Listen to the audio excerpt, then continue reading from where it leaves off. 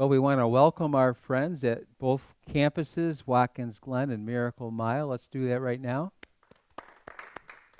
And on this Father's Day, we want to especially welcome the dads or the grandpas or the men who serve in various roles of leadership and modeling what it is to be a man of God. And so we especially welcome you and appreciate you.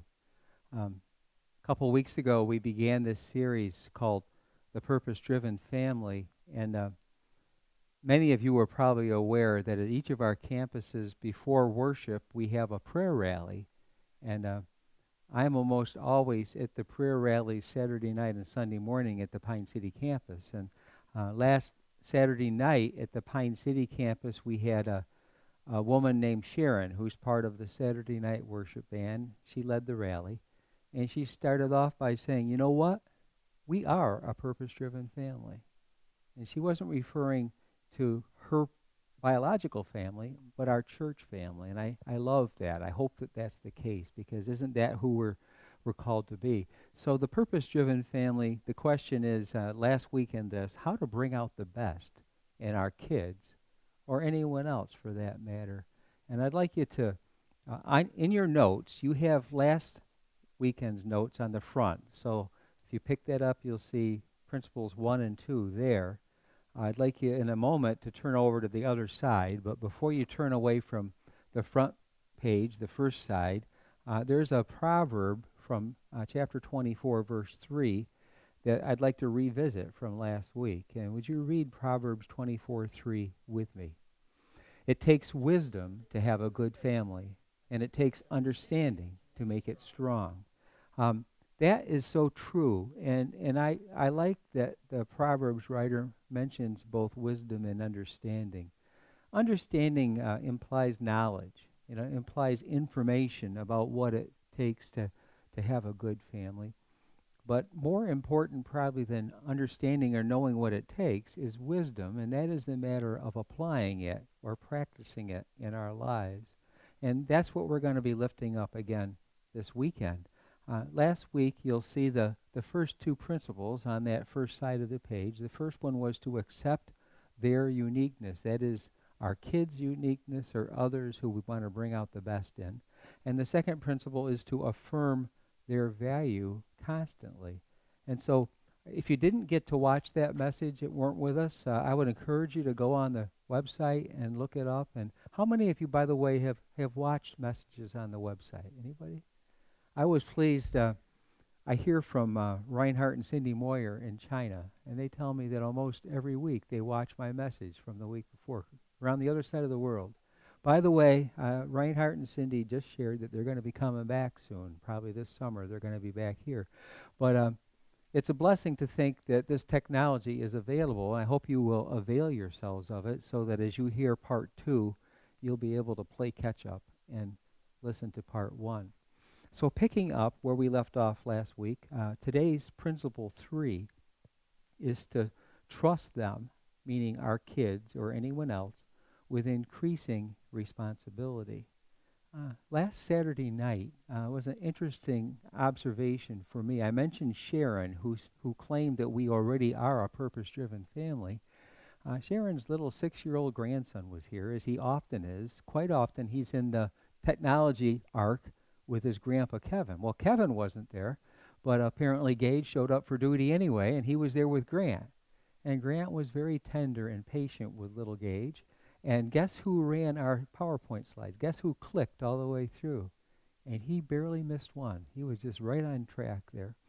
I was especially touched, I could tell this to Sharon and Kevin, that I came back at the end of the service, and he's there clicking the slide, standing there with his right hand clicking. His left hand, he's praising the Lord. He's got his hand up in the air. It's a little 6-year-old, And Grandma Sharon noticed that, by the way. She was so proud to see that. So we have a chance to trust our kids with increasing responsibility, even if they're 6 years old.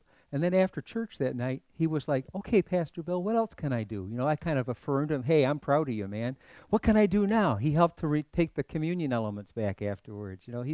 What can I do next? And so we encourage our children. We kind of throw fuel on their enthusiasm fire. And what a responsibility, what a blessing that is. Jesus gives us in Luke's chapter 16 three ways that we can help people grow in their responsibility. First of all, he teaches us to trust them, to trust people with something small. We start small, like little Gage. How do you eat an elephant? One bite at a time. Um, I hate to think in June back to last winter, but have you ever had experience with getting stuck in the driveway in the snow or something like that? It's a real delicate matter of giving it just enough gas, and if your tires can just get a little traction, don't gun it or you're done. You're just going to spin out. But to gain a little bit of traction, start small and be willing to get gradual progress.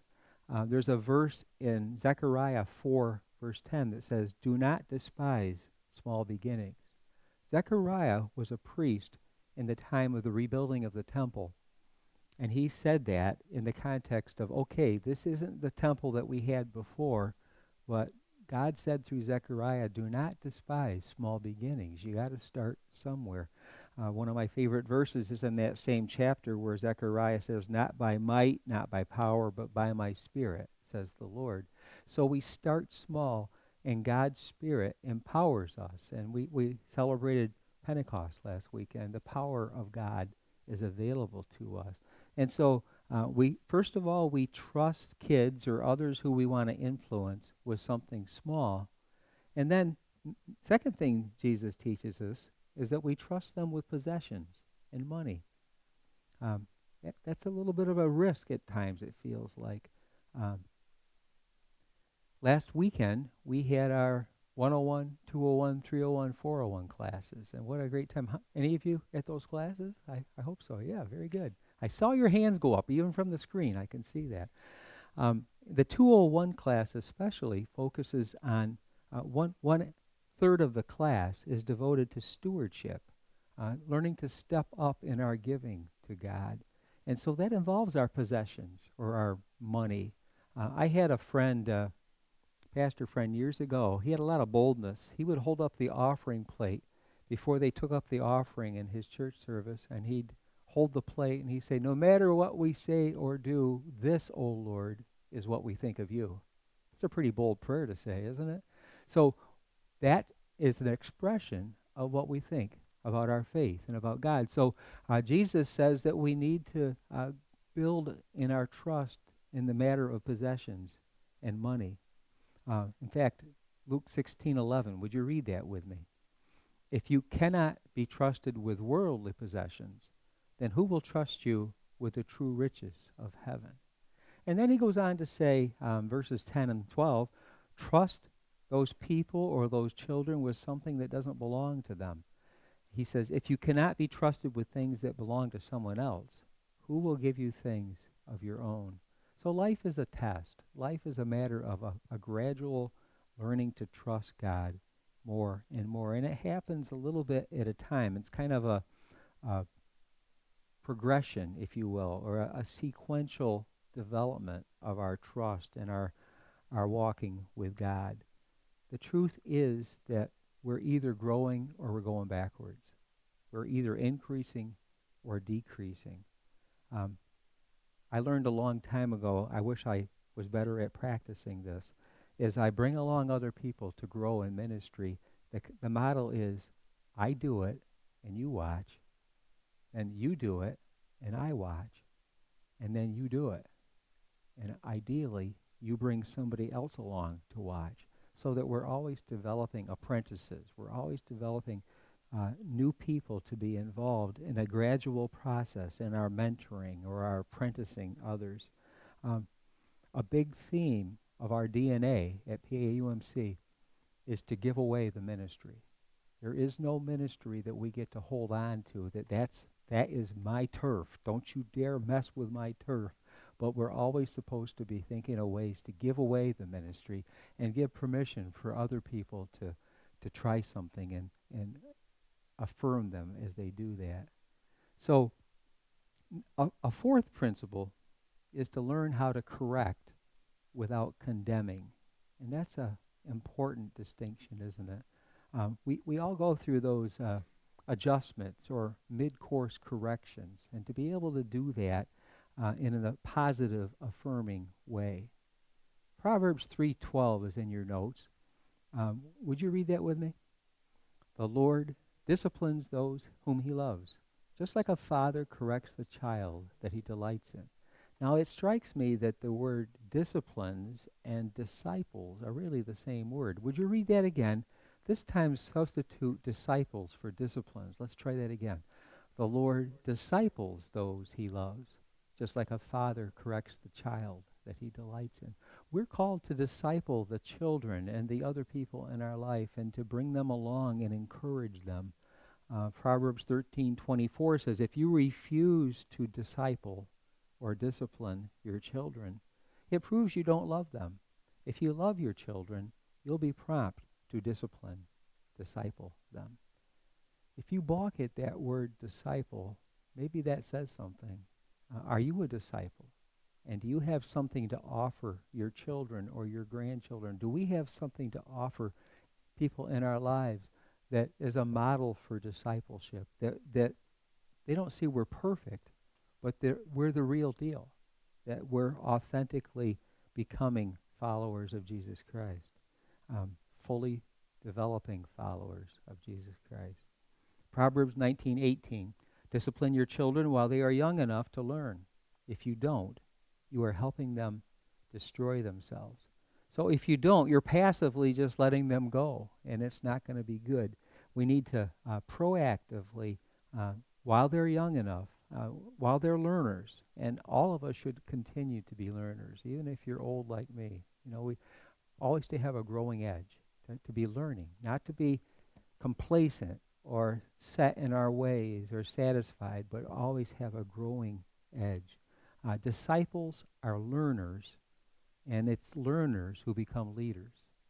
And so the path to leadership in God's kingdom is to be a disciple and a learner. I love it where Paul says in 1 Corinthians 11, verse 1, he says, follow me as I follow Christ. Say that with me. Follow me as I follow Christ. We should be able to say that to people, that we are intent on following Christ and that people can follow us because of that.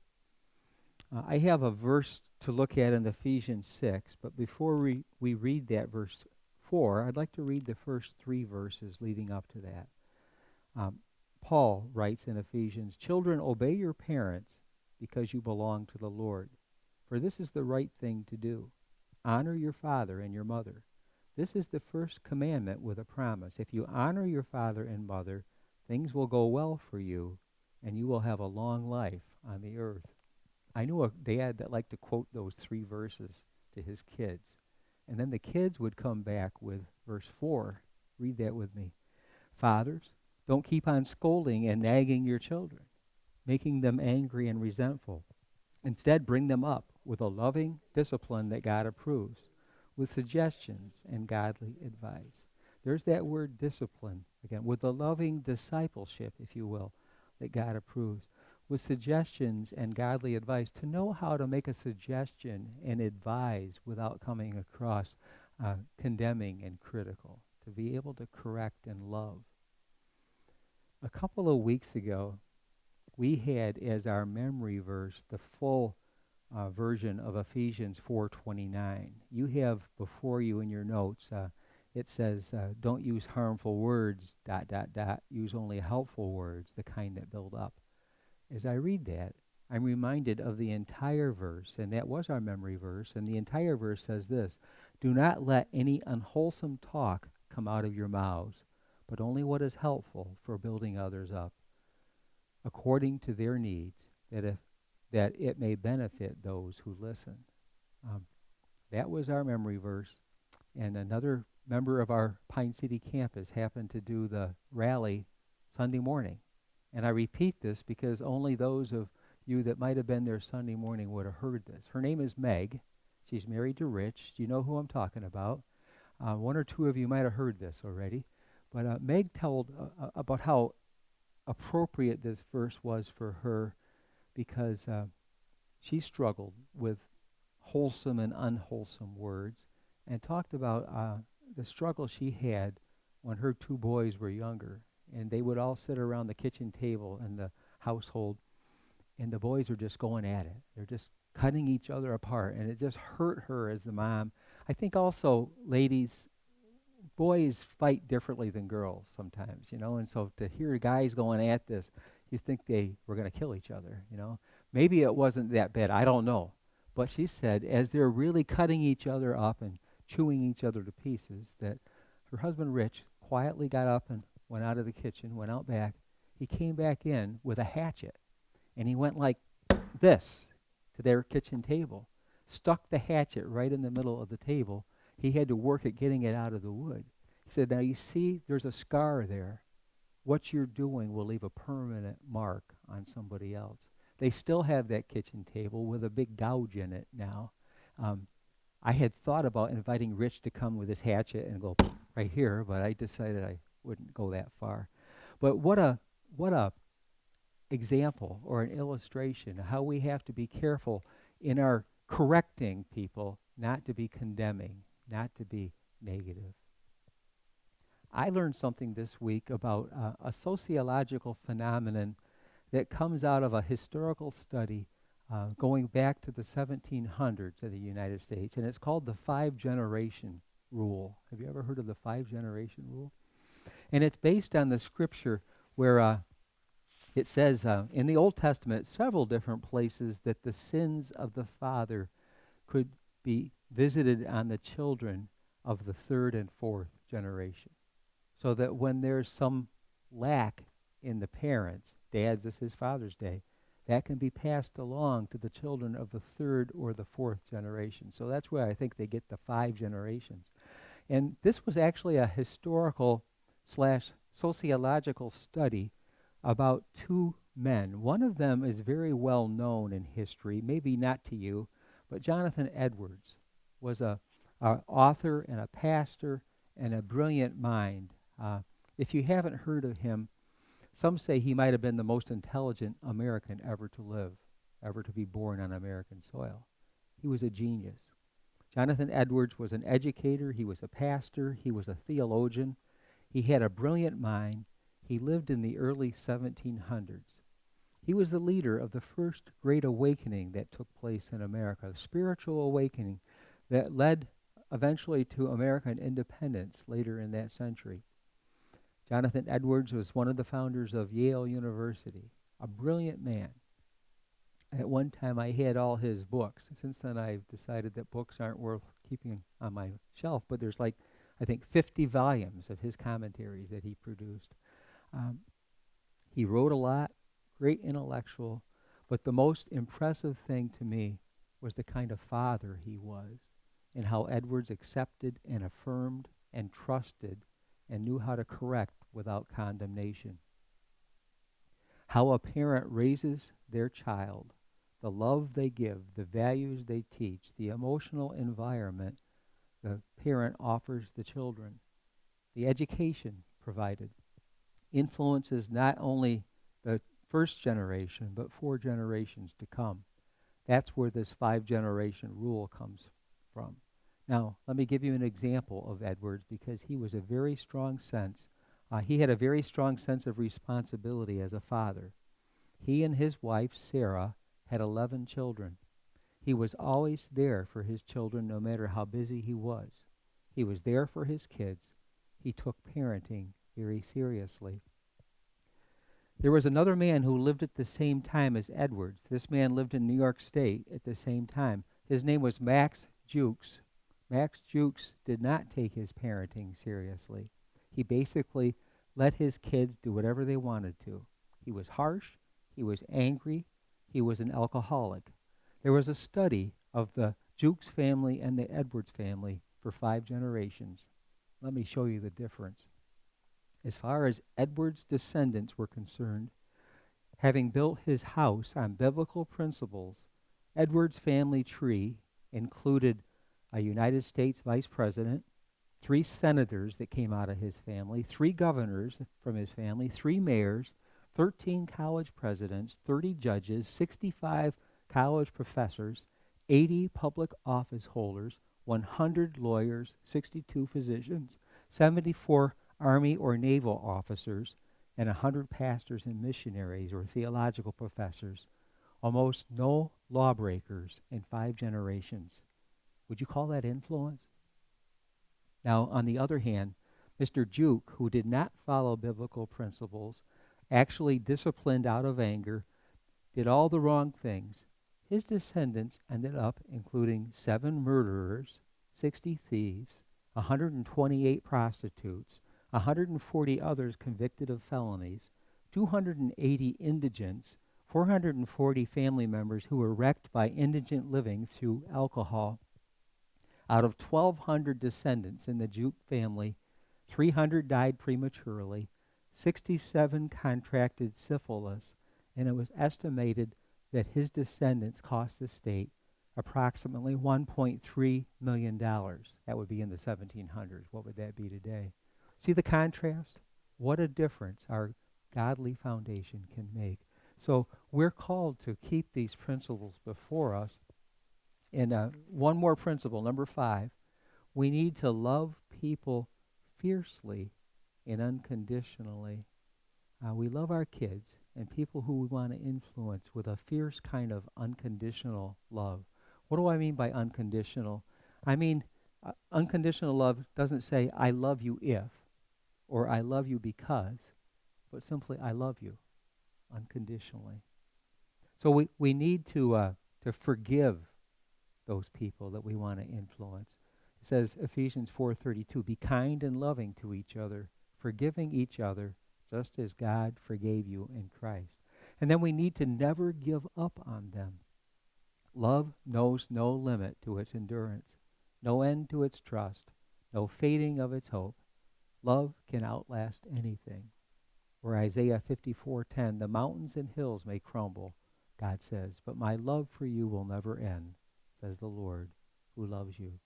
So the ultimate result of following these 5 principles of accepting, affirming, correcting, loving, believing in is Proverbs 14:26.